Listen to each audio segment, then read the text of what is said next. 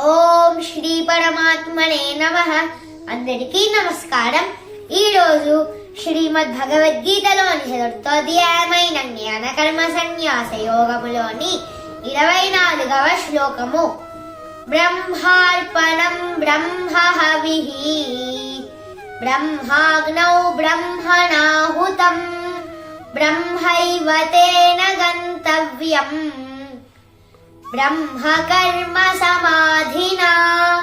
భావం: శ్రీకృష్ణుడు అర్జునునితో ఇలా పలికెను: సంపూర్ణ భగవద్ధ్యాసలోనే నిమగ్నమైన వాడికి హోమద్రవ్యము బ్రహ్మమే, దానిని యజ్ఞంలో సమర్పించడానికి ఉపయోగించే సోము బ్రహ్మమే, యజ్ఞకర్మ బ్రహ్మమే, యజ్ఞాగ్ని కూడా బ్రహ్మమే.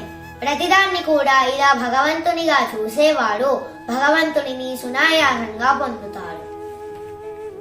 25వ శ్లోకము. దైవమేవాపరే యజ్ఞం యోగినః పర్యుపాసతే బ్రహ్మాగ్నావపరే యజ్ఞం యజ్ఞేనైవోపజుహ్వతి. భావం: శ్రీకృష్ణుడు ఇంకా అర్జునునితో ఇలా పలికెను: కొంతమంది యోగులు భౌతిక వస్తువులను సమర్పిస్తూ దేవతలను పూజిస్తారు.